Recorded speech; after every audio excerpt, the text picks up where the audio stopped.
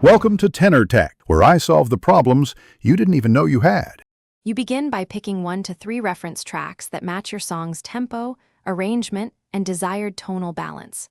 Once chosen, import them into your DAW on isolated tracks and keep original sample rates so timbre stays accurate. You should label and color code each reference, then trim to a comparable section.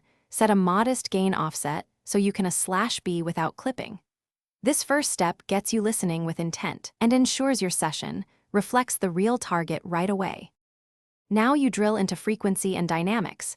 Use a spectrum analyzer to compare bass, mid-range, and highs and note where your mix diverges. Once you have those reference points, apply gentle EQ moves, subtractive first, and use parallel compression to match perceived punch without squashing transients.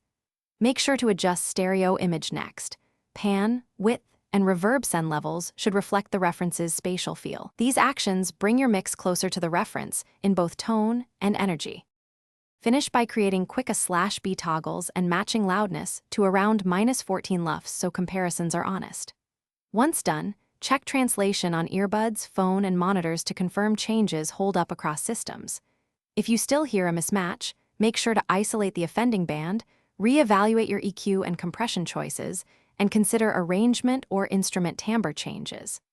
A key troubleshooting tip: if a problem is inconsistent, swap references and re-listen. That reveals. Thanks for watching. Subscribe to keep your life in tune.